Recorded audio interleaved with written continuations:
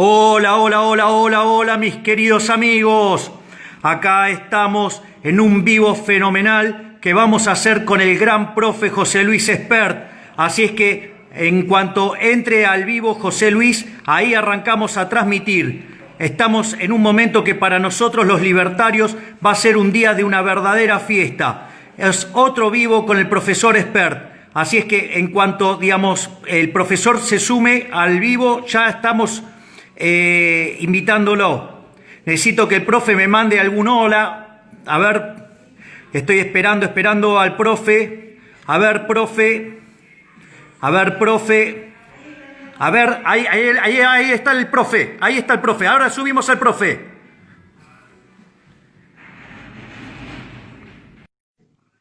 Así es que bueno, estamos esperando que suba el profe. Ahí Hola, está, ahí hola, está. hola, hola. ¿Qué haces, profe? ¿Cómo andás, profe, querido? ¿Qué haces, peludo? ¿Qué ¡Peludo! haces, esperado? Pará un poquito que vamos a desactivar los comentarios para que la red funcione mejor. Ahí está. Bueno, A ver, ahí estamos. ¿Qué haces, profe? ¿Cómo ¿cómo andás, andás? Javier, querido? Bien, ¿y Todo vos? perfecto. Fantástico, Che, Javi, fenómeno. Javi, qué cosa directamente criminal lo de los muertos en la provincia de Buenos Aires. Exactamente. ¿Sabés qué? Una de las cosas que a mí me parece más sobresaliente de eso es que nosotros, hará una cuestión de hace 2 semanas, Sí, enviamos una petición, una carta abierta pidiendo la renuncia del ministro Ginés González García. ¿Por qué? Por inoperante, por incompetente, por un trabajo muy pobre, muy malo, y 2 semanas después nos encontramos con este problema. Es decir, como hay consecuencia de lo hasta... cual, como consecuencia local le podríamos pedir la renuncia también, de paso cañazo, al ministro de Salud de la provincia de Buenos Aires, el señor Goyán, por esta aparición de 3.500 muertos, el 40%, es una suba del 40% de los muertos. Es importante recordar, Javier, que aquella presentación que hicimos exigiéndole o pidiéndole la renuncia al señor presidente de su ministro de Salud, la hicimos junto con un gran grupo de liberales que nos acompañaron y también con partidos políticos liberales. Estuvimos con la gente de Unidos, con la gente del Partido Autonomista, con la gente del Partido Demócrata Progresista, estuvimos obviamente con la UCD, con los libertarios, el Partido Anticorrupción y muchas personalidades muy importantes del liberalismo que nos acompañaron, ¿no?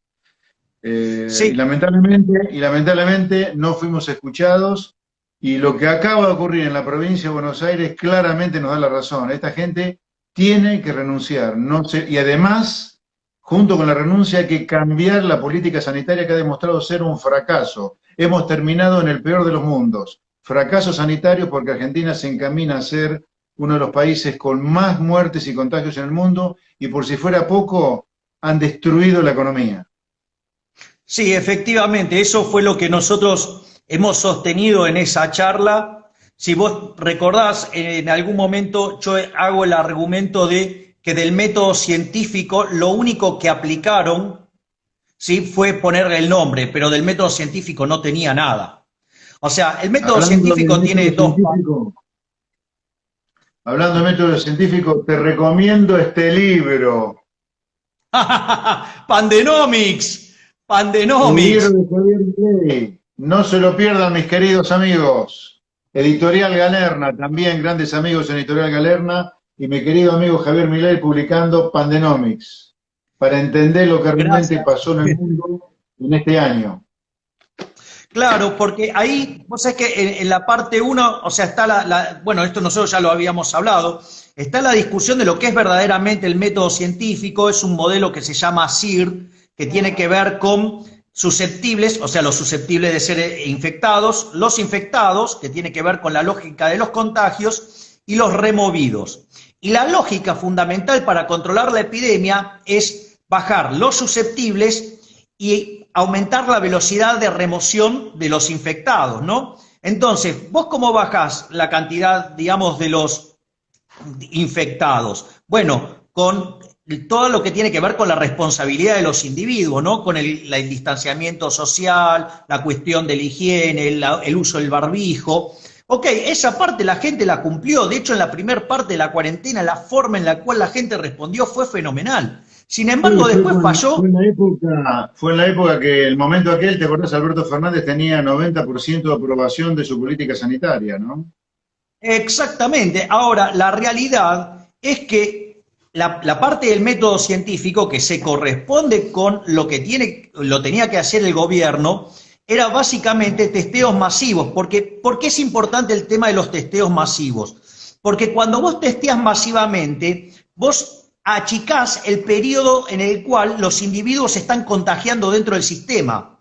Entonces, por eso es muy importante el tema de los testeos masivos y remover muy rápidamente las personas que están infectadas. Entonces vos tenés que hacer testeos preliminares, por ejemplo, la toma de la fiebre, digamos, o sea, y cuando vas viendo posibles candidatos, entonces vas testeando y después contactás a los cercanos de los contagiados y también, o sea, después ya los vas a buscar y los otros contactos de aquellos que eran cercanos y se contagiaron. Entonces, en ese contexto, lo que uno tiene es que del método científico no aplicaron nada, porque la parte que tenían que gastar y hacer lo que correspondía, no lo hicieron. Y para mí, eso no lo hicieron por una cuestión, ¿no? O sea, ¿sabés lo que pasa principalmente con el tema de los testeos? Que los testeos había que importarlo. Frente al derrumbe y el desastre económico que hicieron, que los recursos fiscales empezaron a caer, como la de ellos no se negocia, gastaron en ellos, gastaron en incrementar el aparato clientelístico, ¿sí? Gastaron en obras públicas para afanar con la obra pública, y lo que quedó lo dedicaron a testear. Una locura. Sí, Es decir, a mí lo que siempre me impresiona de Argentina, Javier, para usar este árbol llamado salud e ir al bosque que es la Argentina, porque Argentina siempre está de espaldas al mundo en todo lo que hace. Países como Alemania, como Vietnam del Sur, como Corea del Sur, como Uruguay, te estaban mostrando cuál era el camino a seguir en la lucha del coronavirus. El camino a seguir era todo sentido común, no había falta ideología, ni derecha, ni izquierda, ni liberal, ni keynesiano, era solo sentido común. ¿Qué indicaba el sentido común?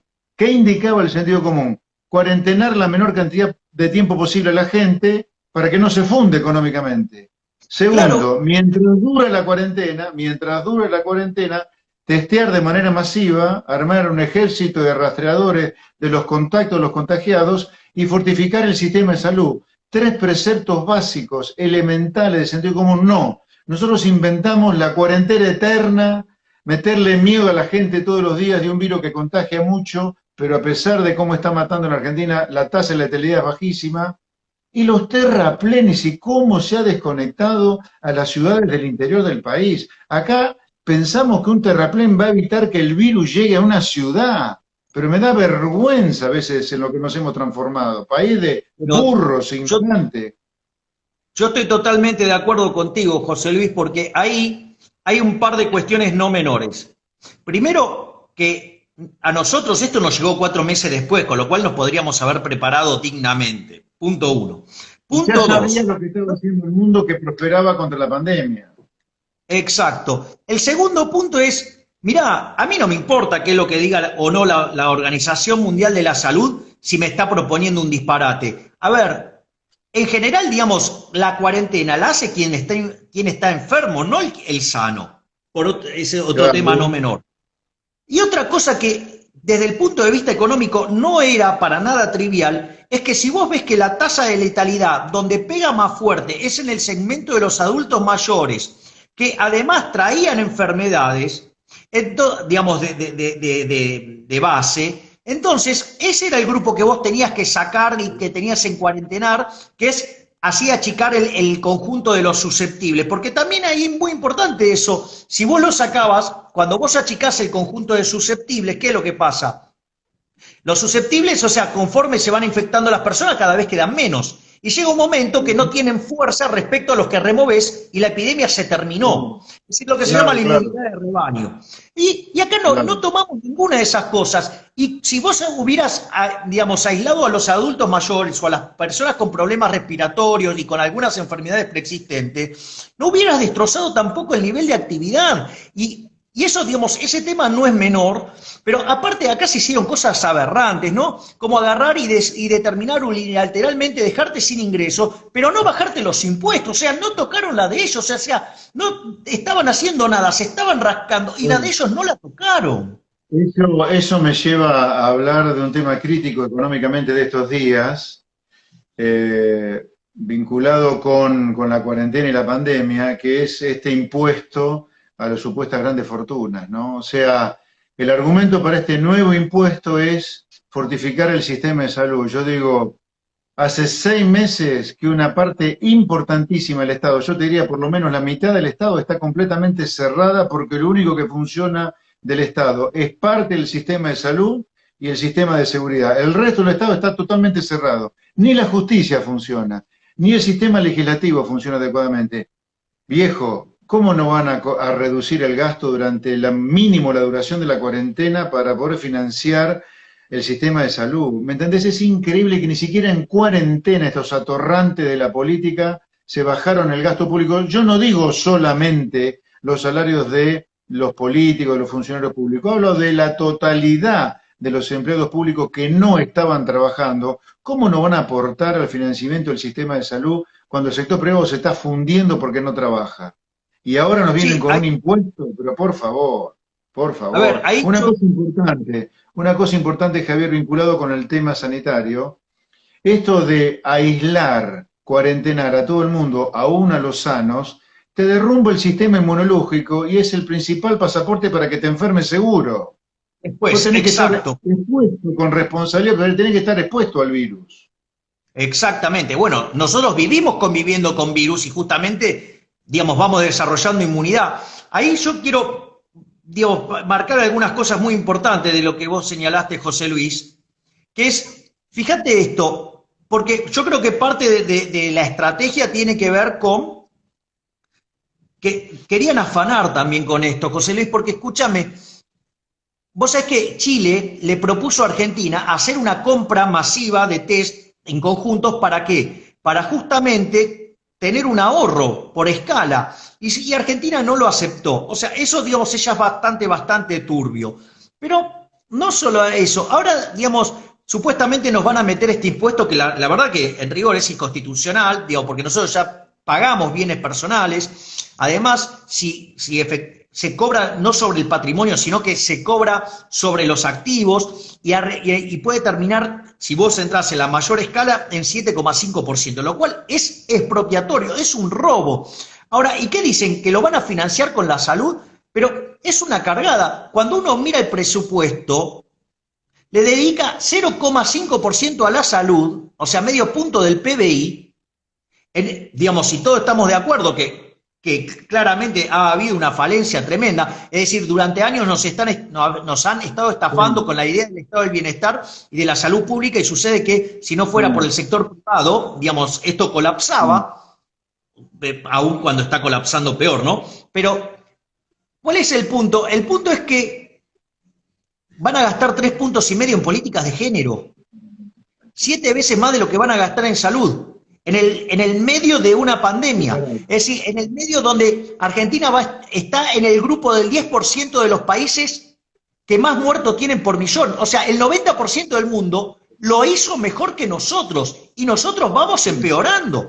Además, la mejor muestra otra cosa importante, 2 cosas ahí se me ocurre comentar contigo y con todos los que nos están siguiendo por Instagram y por YouTube. Un gran saludo a todos los que nos estén viendo por Instagram y a todos los que nos están siguiendo por YouTube también. Gran saludo de parte de Javier y mía a todos. Gran cariño para todos. Pero te iba a decir 2 cosas. Por si nos ciberpatrullean, que sepan que tenemos 2 vías por si nos voltean en la transmisión, ¿no? Tenemos backup, así que si nos ciberpatrullean, fuck you. Ciberpatrullero. al Dos cosas quiero ciberpatrullaje. comentar. Es la aberración de la cantidad de chicos sin educación como consecuencia de esta cuarentena absolutamente cavernícola, salvaje e improcedente. Y todavía nos siguen diciendo que hasta hoy, leí por ahí de una funcionaria, que no me acuerdo quién era, diciendo que hasta que no aparezca la vacuna no se va a volver a las clases presenciales, lo cual es un verdadero delirio. Díganos en la cara, malditos funcionarios públicos del gobierno de Alberto Fernández, que si quieren que nuestros chicos sean burros como todos ustedes, sean un poco más sinceros y no anden diciendo que lo hacen por el temor de que los chicos se contagien. Los chicos son los que menos chances hay de que se contagien, los chicos son los que menos chances hay de que se mueran. Hagan clases presenciales con distanciamiento y se puede. Los países razonables lo han hecho, no veo por qué nosotros no lo podemos hacer. El segundo tema que quería plantear sobre el Estado, para desmitificar y derrumbar esta patraña de que se necesita un nuevo impuesto para financiar a la fortificación del sistema de salud. Yo digo, si la sociedad está pudiendo vivir hace 6 meses con prácticamente todo el Estado cerrado, ¿por qué no podemos Claro. echar a los inservibles que están robando la plata en el Estado y de esa manera financiar la fortificación necesaria del sistema de salud? Otra cosa, al señor presidente y a Me su ministro permite, de Economía, me permite. ¿no les da A- a- vergüenza, no les da vergüenza mandar un presupuesto para el año 2021 donde el gran receptor del aumento del gasto público son las políticas de género? Y a mí la política de género, yo no tengo ningún problema ni con el sexo, ni con las uñas, ni con las religiones, pero la plata tiene que estar para el sistema de salud y para volver a que los chicos tengan clases presenciales. Tal cual. Mirá, yo en esa línea, José Luis, viste que hay un informe, un documento maravilloso que hizo el BID sobre la ineficiencia técnica del gasto público. Hace un Sí. relevamiento en todo el mundo y la peor región del mundo es América Latina con 4,4% del PBI. Argentina tiene 7,2, o sea, mirá si tiene para cortar, y no solo que tiene 7,2, sino que además de esos 7,2 hay 5 puntos que son filtraciones, o sea, robo. Es decir, el BID, como está financiado por los estados, no puede decir que es choreo, pero se afanan 5 puntos del PBI. Después, por ejemplo, el funcionamiento del Estado. Históricamente teníamos 5,5%. Con el cepo estúpido que puso Marcó del Pont en el segundo gobierno de Cristina, y que entonces, como no se creaba empleo porque la economía estaba estancada, ¿sí? Entonces creaban empleos artificialmente, lo subieron 2 puntos más, ¿no? Que es cuando terminan llevando la cantidad de empleados públicos cerca de 4 millones. Ahora, el punto es el siguiente. Vos ahí, digamos, tenés 2 puntos del PBI que también podés cortar, porque eso es todo clientelístico. Esos tipos no hacen nada. Esos son ñoquis. Yo creo que acá, para ser realistas y serios como pretendemos serlo desde el punto de vista profesional, hay que decir, está muy lindo decir que hay que bajar impuestos, sin duda que hay que bajar impuestos. Argentina es un país que en pleno siglo XXI ha recreado una esclavitud que no se conocía hasta ahora en la humanidad, que es la esclavitud impositiva. Acá si estás en blanco, querido, sos un esclavo impositivo y es una esclavitud que tiene que ser terminada. Ahora, hay que advertir también que el nuevo facilismo, la nueva demagogia, el nuevo populismo, es decir, bajar impuestos sin decir cómo vas a hacer para financiar esa baja de impuestos, o lo que es lo mismo, sin decir cómo vas a hacer para que esa baja de impuestos sea sostenible. Para que Tal la cual, baja de ¿eh? impuestos sea sostenible, hay que dinamitar, reducir al mínimo, digámoslo con toda la letra, el tamaño del Estado, el tamaño del gasto público, porque la única manera que primero reduzcamos el déficit fiscal a niveles de cero, te diría, como mucho, porque no tener superávit para poder pagar la deuda, y además para poder algún día bajar impuestos. Y acá hay dos reformas estructurales que tenemos que plantear para reducir el tamaño del Estado, para bajar el déficit fiscal, dejar de tener crisis y además para bajar impuestos y liberar a los esclavos impositivos. Dos reformas, te diría. Una, tenemos un De hecho, millón y medio de gente que está usurpando un puesto en el Estado bajo la forma de un ñoqui, un puntero, un atorrante que entró por algún secretario, algún director general. Ahí tenemos un millón y medio de personas que están robándole al buen empleado que se necesita para prestar Fuerzas Armadas, diplomacia, seguridad, etcétera, y además se le está robando la plata al contribuyente. Así que esta es una reforma que hay que hacer para bajar el gasto público. Despedir, educar, capacitar, indemnizar como corresponde, pero tenemos 1,5 millones de personas que están usurpando un puesto en el Estado. La segunda, ya que hemos estado discutiendo en las últimas semanas sobre coparticipación, a partir de esta grieta que están regando Larreta y el gobierno de Fernández, hay que eliminar la coparticipación de impuestos. Los impuestos federales que paguen gastos federales y las provincias y municipios que paguen con impuestos propios o con tasas sus gastos de funcionamiento. Y Como se planteaba acabó con el Alberti, problema del gasto público. como planteaba Alberti originalmente. Digamos que Exacto. en el fondo es que haya correspondencia fiscal. Pero fíjate esto, yo quiero ir a un punto en el cual vos arrancaste este argumento, el tema de la esclavitud fiscal. Una de las cosas que me pasó fue toparme con un libro maravilloso que escribió el ex juez Ricardo Manuel Rojas, junto a una abogada venezolana, Andrea Rondón García, que se llama La supresión del derecho de propiedad como delito de lesa humanidad. Y ahí, digamos, hay toda una primera parte que es toda la argumentación jurídica y la segunda parte es la aplicación al caso de Venezuela. Y una de las cosas que surge de la argumentación legal es que vos lo que tenés es que, básicamente, acorde a lo que es el Estatuto de Roma de 1998, artículo 7, inciso K, cuando vos generás ¿Inciso una... K? K, mirá qué paradigmático. Sí, vos sabés que en el libro hay una referencia así, digamos, en tono de humor o de ironía. Y ¿En vos sabés dónde? que ¿En este? ahí lo menciono, yo hago en la parte 3, en el capítulo 8 de la parte 3, hago todo un análisis de estas consideraciones. Y vos sabés que es lo interesante, lo que dice es que cuando el ataque sobre la propiedad privada es tan importante, a punto tal que te deja sin base de sustentación, vos te quedan por tomar dos acciones. Una es enfrentar al Estado. El problema es que vos enfrentando al Estado, como el Estado tiene mayores recursos que vos, te termina matando. Por lo tanto, digamos, te asesina por una vía indirecta y constituye un delito de lesa humanidad. Y la otra es que te conviertas en un esclavo del Estado. Es decir, Claro. con lo cual constituye también un delito de lesa humanidad, porque en una perdés la vida y en la otra perdés la libertad. Y vos fíjate que esto es muy interesante. El presidente Alberto Fernández, de modo inmoral, está llevando a cabo la agenda del Foro de San Pablo. Pues es que la agenda del Foro de San Pablo, tiene 3 bloques. Tiene un primer bloque que es, básicamente, consta en la estigmatización de lo que ellos llaman el neoliberalismo y, digamos, y echarle la culpa de todos los males al neoliberalismo y, viste, como el estúpido Gerardo Romano, que todo tiene la culpa, la tiene, bueno, es así. Y Pero hay una parte... Gerardo Romano ni debe saber lo que es el liberalismo. Pobrecito, capaz que vive en una nube de pedo, Gerardo Romano, porque el liberalismo, habría que decirle, es lo único que ha logrado derrumbar la pobreza en el mundo y lo único que ha hecho prosperar a las sociedades, lo único, no hay otra cosa. Ahora, Tal cual. lo que es interesante, que como el capitalismo y el liberalismo es lo único que gobierna el mundo, obviamente cuando hay una crisis, estos ignorantes, ¿a qué le echan la culpa? ¿Al liberalismo, al capitalismo? Bueno, boludo, es lo único que rige en el mundo, hay 2 o 3 países comunistas en el mundo, no me jodas.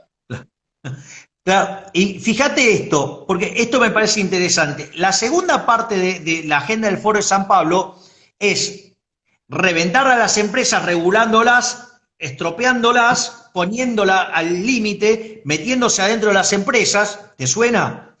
Digamos, lo que quería hacer Fernanda Vallejos a partir de los ATP. Y por otro lado, avanzar en la agenda de lo que se llama el marxismo cultural. Cambio climático, ¿te suena?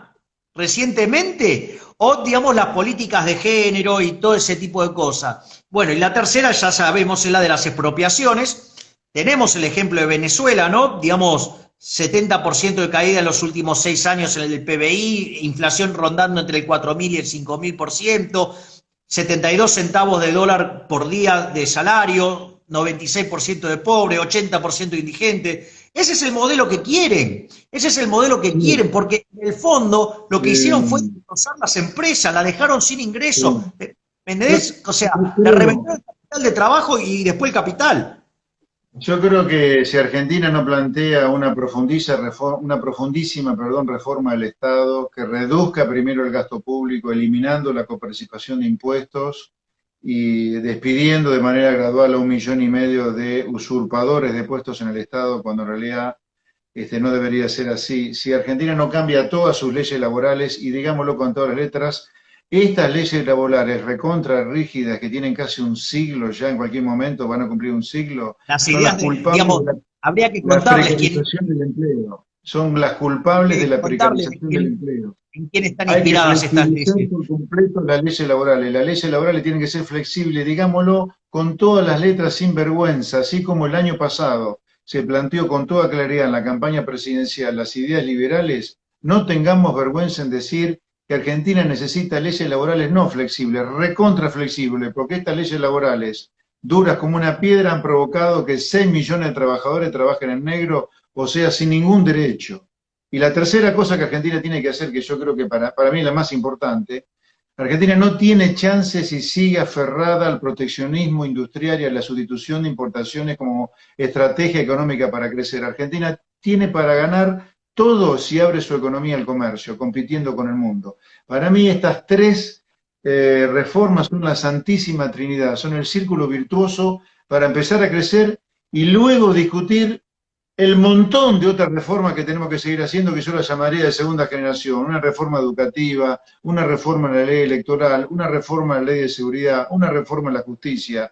Pero si Argentina no crece, no va a poder discutir nada, nada, nada. No va a poder discutir nada. Y Argentina nunca va a retomar el sendero del crecimiento sostenido si no abre su economía al comercio, si no reduce impuestos, reduciendo el tamaño del Estado, y si no vamos con otro paquete de leyes laborales. ¿Mm?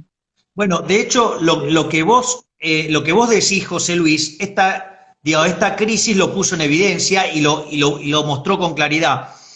Porque recurrentemente nosotros hemos sostenido desde la evidencia empírica que aquellos países que tienen sistemas laborales más flexibles tienen menos desempleo y que cuando aparece una crisis, el shock, digamos, después el desempleo desaparece más rápido, ¿no? O sea, aparece el desempleo, pero después... ¿Y qué es lo interesante de esta última crisis? Que en Estados Unidos el desempleo voló por las nubes cuando vino el shock negativo. Sin embargo, es el país que más rápido se recuperó y para fines de octubre se estima que ya la economía americana va a estar funcionando normalmente y, ya la tasa de desempleo ya bajó, crearon más de 10 millones de puestos de trabajo, ya Sí, la tasa de sí, desempleo bajó también por debajo del sí. 10%. Es decir, entonces, no se dan cuenta cómo funciona. Pero ¿qué Sí, hizo Trump? Básicamente, lo que hay que saber es que el sistema de Estados Unidos, cuando una persona se queda desempleada, básicamente recibe hay un seguro, el seguro de desempleo. Además, como tenía financiamiento barato, porque en el aumento de la versión al riesgo en el mundo y en el flight to quality, eso le dio financiamiento para financiar además el déficit de cuenta corriente, impulsado desde el déficit fiscal, pero lo que hizo también fue bajar impuestos, le bajó impuestos a las sí. empresas. Entonces, Bueno, vamos, eh, escuchame una cosa, respecto de eso, vos fijate la desconexión de nuestros gobernantes con la realidad, que están pensando en subir impuestos, creando este impuesto a las grandes fortunas, cuando el Estado, repito, en las 6 meses que llevamos de cuarentena, cuando el grueso del Estado está cerrado, centenares de oficinas en todo el país cerradas por completo durante meses, pagando sus salarios, sin embargo, de manera religiosa, mientras que la gente, el laburo, el comerciante, el industrial, el asalariado, el autónomo, se están fundiendo. Vos fíjate, esta gente está completamente fuera de foco. Esta claro, gente, yo no quiero que se vayan todos, yo quiero que se queden porque y que lo quiero que les saquemos ganemos todos. y que lo saquemos todos. Por eso, ha llegado el momento que te tengo que preguntar algo muy importante para mí, muy importante para mí. La pregunta que te quiero hacer es, Javier, ¿qué hay de cierto sobre el rumor que he leído por ahí que estás pensando seriamente en meterte en política. Ese rumor es una certeza. Definitivamente me voy a meter en la política. Me voy a meter y voy a ir a militar con vos porque como hemos pedido que se vayan todos y no se fue ninguno, entonces que se queden todos, porque nos vamos a meter todos y los vamos a sacar a patadas en el culo, ¿sí? Para volver a reconstruir la Argentina próspera, una Argentina liberal, una Argentina pujante, una Argentina, ¿sí? Que vuelva a abrazar los valores de Alberdi y así en 35 años volver a ser la primer potencia mundial. Entonces, sí, efectivamente me voy a meter en política, voy a entrar a dar la batalla en el barro y voy a explicar por qué. Yo siempre estuve pero muy identificado con la batalla cultural. Pero un día estaba teniendo una cena con un amigo y me dijo, ¿sabés qué? Está bárbara la batalla cultural. Pero cuando llegás al cuarto oscuro, el sistema se te caga de la risa porque no tiene la boleta que dice Milei. Y eso me hizo despertar, ¿no? Al margen de... Exactamente. Exacto. Entonces, ¿qué es lo que pasa? Yo creo que hay varios elementos que están jugando a favor en esto. Primero, hay una cosa muy importante que es, y esto yo lo he dicho sistemáticamente e incansablemente, tu enorme tarea, tu enorme labor, donde pudiste, contra viento y marea, contra tiros ajenos y propios, donde creo que es un momento para tener en cuenta que basta de tiros adentro de la propia trinchera y hacer foco donde está el enemigo. Y lo bueno es que vos esos dos debates los ganaste, pero por escándalo, a punto tal que están videos viralizándose donde hay predicciones tuyas y muestran el desastre que estamos viviendo. Entonces, me parece que una de las cosas muy importantes es que no hay 2023 si no tenemos un 2021. ¿Y qué es lo que pasa? Si nosotros no construimos una alternativa para el 2021, no va a haber 2023, porque después si no nos van a volver a meter en la grieta.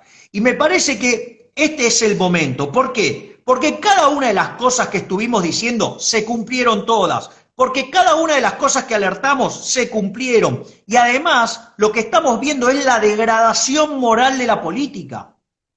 Lo que pasó el otro día, digamos, de este impresentable, digamos, succionando el seno de su novia en plena sesión de la Cámara de Diputados, es una vergüenza, y es una vergüenza por varias cuestiones. Lo primero que hay que tener en cuenta es que si vos hicieras eso en el sector privado, te echan a patadas en el traste. Es decir, vos no resistís un segundo sobre eso. Lo único que me pone orgulloso es que ese hombre, ¿sabés qué? Allá por el mes de mayo, ¿sabés lo que dijo? Cuidad, quédate en casa, cuidate, nos cuidamos todos, ¿sí? Y lavate las manos como si le hubieras tocado a Milei. Mirá qué lindo.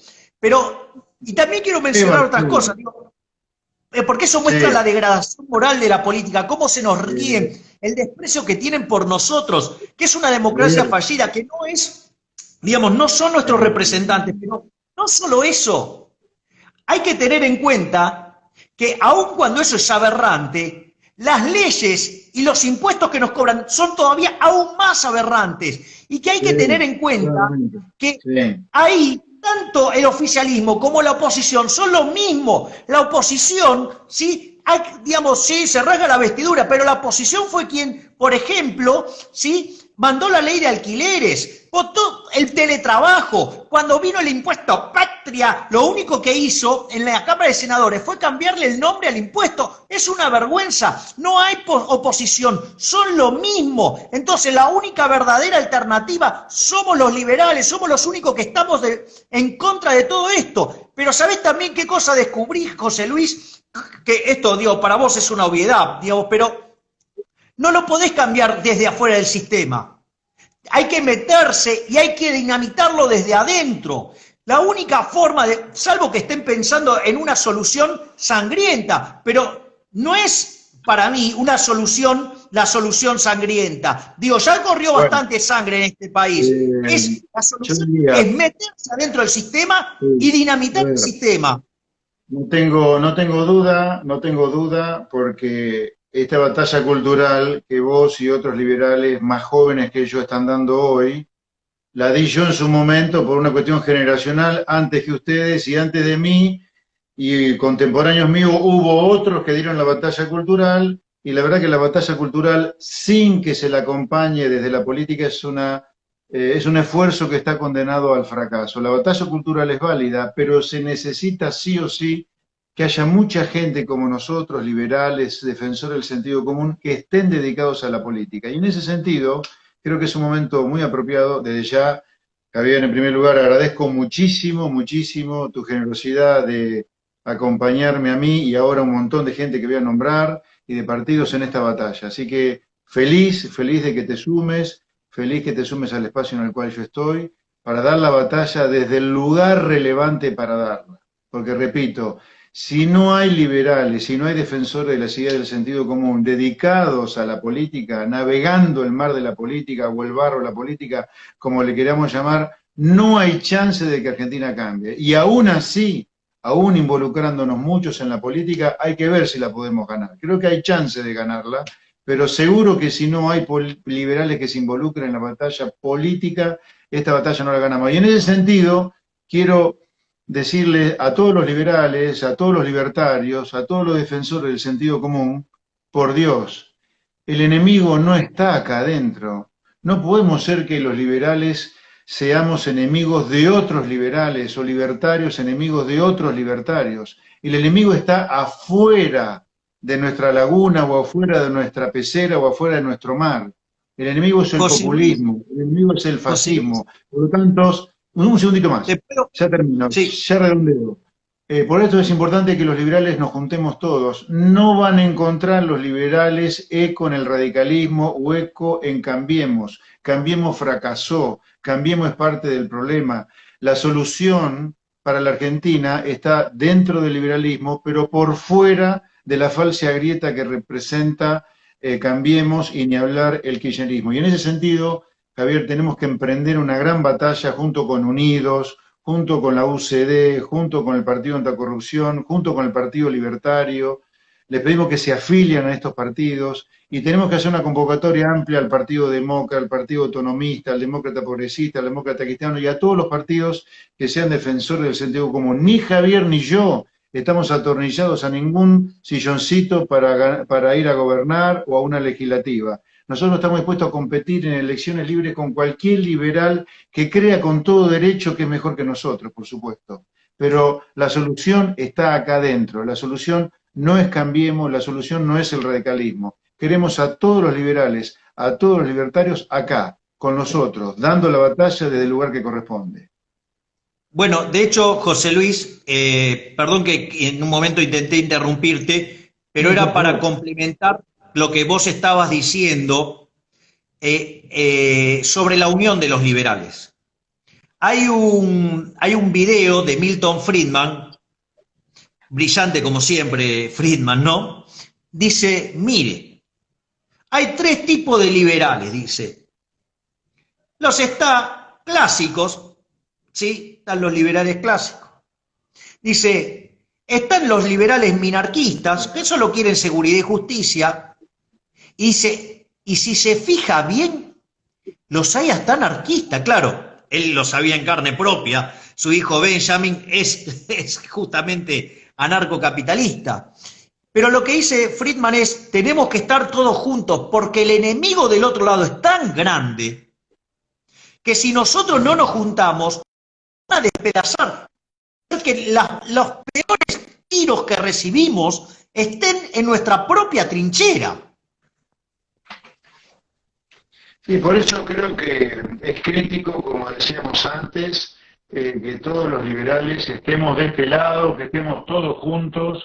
Insisto, la solución no es Cambiemos para los liberales, no tenemos nada que hacer nosotros con el radicalismo, la solución está acá adentro y esperamos que todos se sumen, que todos se sumen. A partir de ahora, Javier, empieza una tarea gigantesca, que la tenemos que encarar con nuestros amigos de la UCD, con nuestros amigos del Partido Libertario, con nuestros amigos del Partido Anticorrupción, con nuestros amigos de Unidos, los queremos mucho, con nosotros a la gente de Unidos, y seguir ampliando la base al Partido Demócrata, al Partido Autonomista, al Demócrata Progresista, con todos. Y repito, el lugar natural para todos los liberales es este. No nos podemos pelear entre nosotros.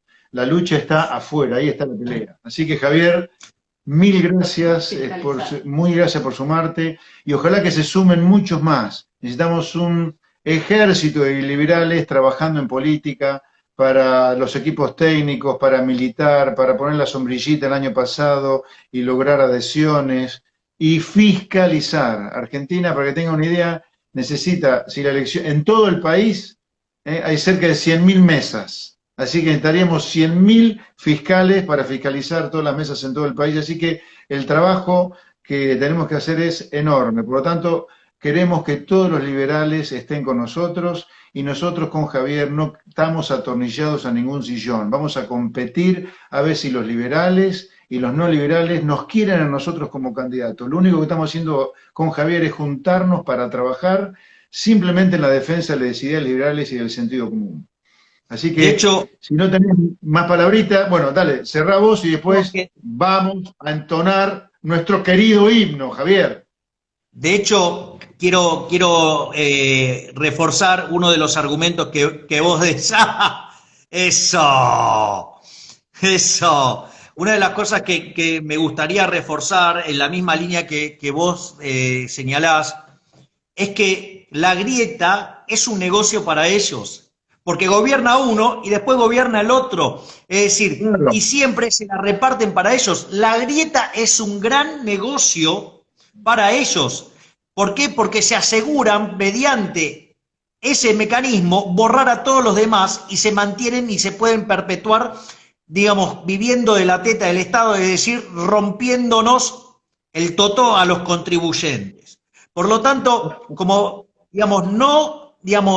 no creamos que se puede encontrar una solución dentro del propio sistema, porque cuando vos escuchás, hay algunas cosas que a mí me llamaron mucho la atención, ¿no? Por ejemplo, cómo el señor Larreta o la señora Vidal, digamos, después de torpedear, ¿sí?, a los que se estaban manifestando, después se volvió liberal. Y hablar de la libertad, cuando todos sabemos que es colectivista, ¿sí?, y que le gusta el gasto público más que, digamos, el dulce de leche. Y me parece que eso es un indicador muy importante de cómo estamos entrando, o la misma persecución que, digamos, estamos recibiendo en algunos casos. ¿Por qué? Porque me parece que las ideas están entrando. Entonces no tenemos que caer en el miedo de esa falsa grieta que es en realidad el negocio para ellos, y que el único objetivo que tiene es mantener el curro de ellos y extirpar toda idea de la libertad, porque las ideas de la libertad son maravillosas para la gente, pero no lo son para los políticos, y ellos, ¿sí?, son los principales enemigos de la libertad, porque son los que básicamente viven de esto. Por eso, de vuelta, ya pedimos que se vayan todos y no se fue ninguno, se quedaron todos, volvieron con las amantes, los amantes, digamos, con cirujanos plásticos, ¿sí?, con familiares, amigos y todas esas cosas. Entonces, no se fue ninguno. Entonces, que se queden, vamos a entrar, vamos a competir, nos vamos a meter todos y los vamos a echar a patadas en el culo y volver a ser este país el país más rico del mundo. Y ese futuro, si ese futuro existe, ese futuro es liberal, ¿no, profe? Exactamente. Gracias, Javier, por sumarte. Gracias porque al sumarte conmigo a este trabajo político te estás sumando a un gran grupo de trabajo, insisto, conformado por 3 partidos políticos que son nuestra nave insignia: el Partido Libertario, la UCD, el Partido Anticorrupción y el Partido Unidos, con el cual ya estamos empezando a trabajar también. Gracias a la gente de Unidos por su generosidad para con nosotros, gracias al Partido Demócrata Progresista, al Demócrata en general, y a todos aquellos que se vayan sumando de a poco para hacer una Argentina para la gente normal. Nosotros queremos hacer una Argentina para la gente normal, para el comerciante que todos los días siente que es una pesadilla levantar la persiana de su comercio, para el industrial que sufre tener que pagar una quincena, para el autónomo que este proyecto lo funde y tiene que volver a ser alardeado, para que los chicos no se vayan del país. Este es un mensaje para los jóvenes. Queremos que los jóvenes se queden en el país, que Javier Milei quiera participar en política. Es un gran mensaje a los jóvenes. Él, como representante, como ariete de los jóvenes, se queda en el país a empezar una lucha política para cambiar este país. Dicho todo esto, Javier, vamos a nuestro querido himno y con eso, Dale. si no tenés problemas, si te parece, nos despedimos. Dale, 1, vamos. 2, 3. Gastar y gastar y gastar y gastar. Esa es nuestra regla fiscal. Y si los ingresos no aguantarán más, iremos al Banco Central. Y eso será inflacionario, y eso será inflacionario, y no le aflojan al gasto, entonces la crisis vendrá. Gastar, y gastar, y gastar, y gastar, esa es nuestra regla fiscal. Y si los ingresos no aguantarán más, iremos al Banco Central. Y eso será inflacionario, eso será inflacionario. Y no le aflojan al gasto, entonces la crisis vendrá. ¡Adiós! ¡Viva la libertad, carajo! ¡Viva la libertad!